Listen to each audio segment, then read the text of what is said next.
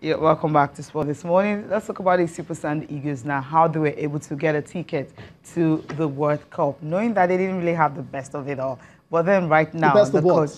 Okay, we know it's a broken record, just right? say it then. Yeah, broken record. I'm tired of talking about that. Talking about that, right? Yeah, I mean, exactly. But we know what we're talking about, right? Yeah, but some not having the best of it.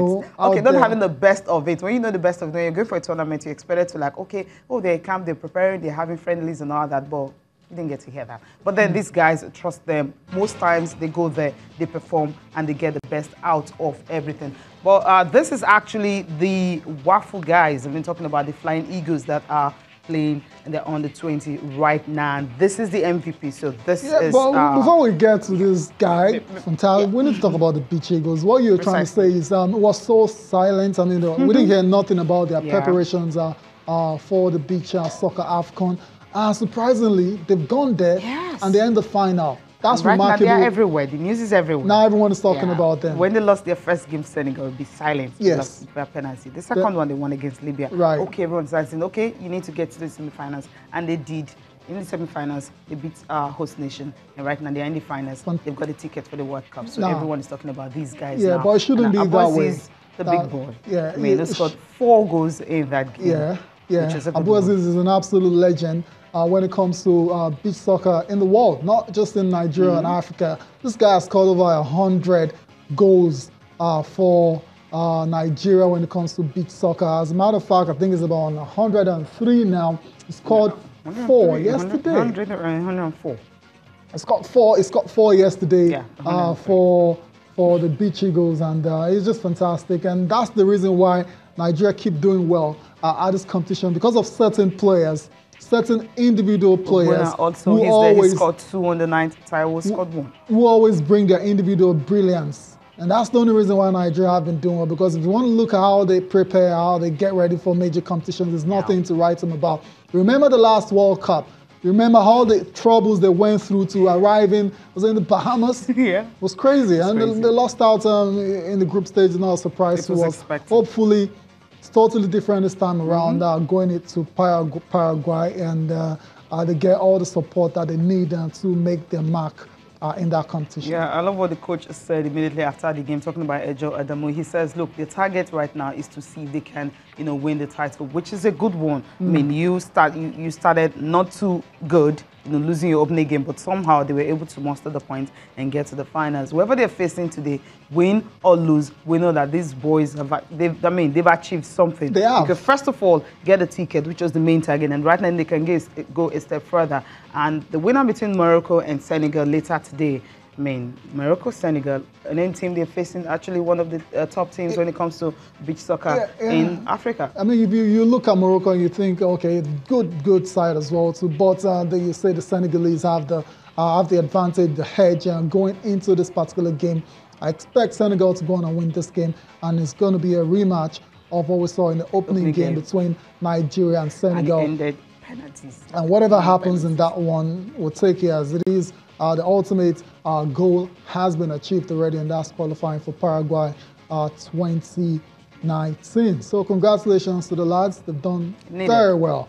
And we're past the buck now. We're past the ball to the authorities now. And say, okay, they need to take care of the rest. Preparations be on ground. Well, we talked about sponsorship. It's always about the Super Eagles. They can spread this money.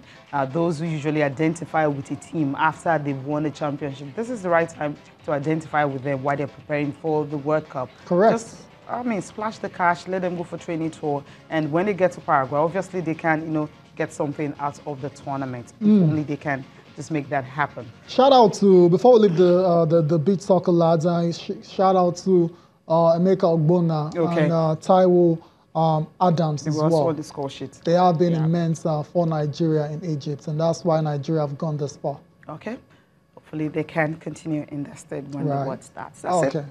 Let's go. Friday's finals, right? Yeah, that's just tomorrow. That's just tomorrow.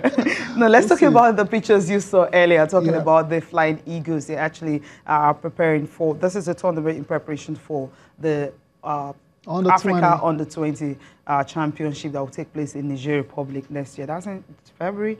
But for the Waffle Under-20 Championship, the Flying Eagles were able to beat their opponent 4-2, which is really their opponent is not just ordinary opponents. Okay, now Ghana, right? You need to put it out there. Let them know Ghana right Ghana. now. They just defeated Ghana 4-2 to qualify for the semi-finals of the WAFU Under-20 Championship. That's remarkable. Absolutely. Ghana, Nigeria, any day, anywhere, the rivalry anytime. Is fierce. We know the rivalry is very well documented. And for Nigeria to emerge and 4-2 winners in that one, I think it's very, very, very remarkable. Emmanuel Toku open scoring for the Ghanaians.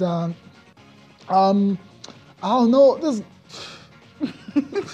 Not me. Okay, after I opened it, you're talking about Effiong Maxwell now. Yeah, okay. Who plays for Eyimba. I mean, okay. He plays for Eyimba. He's supposed to be a player with Eyimba striker, but I didn't really see him. He wasn't even listed for the Champions League. What I was going to say is, when you concede the opening goal like that, I mean, you could not, you could get deflated, especially against Ghana. So when the lad, Emmanuel Toku scored for Ghana, you thought, okay, what's going on here? The Nigerians, how are they going to react? And they responded very well through Effiong Maxwell, right? Mm-hmm.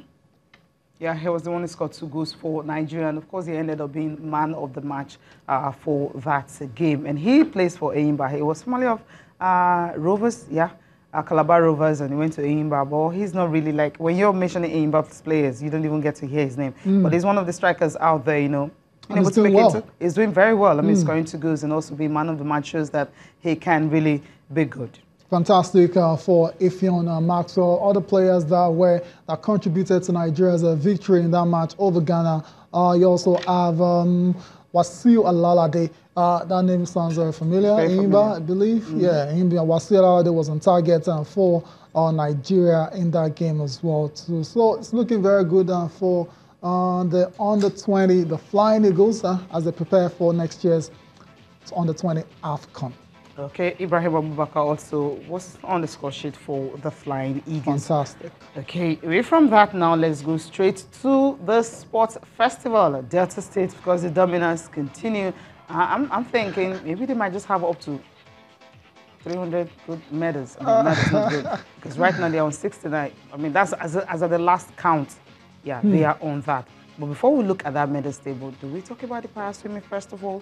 Where, I mean, these guys, and they've been trying as much as possible to ensure that they compete in most events. They don't have opportunity actually to compete. That's why this National Sports Festival is an opportunity for everyone. Right. And that's why I love the fact that this one is even open to everybody that wants to compete.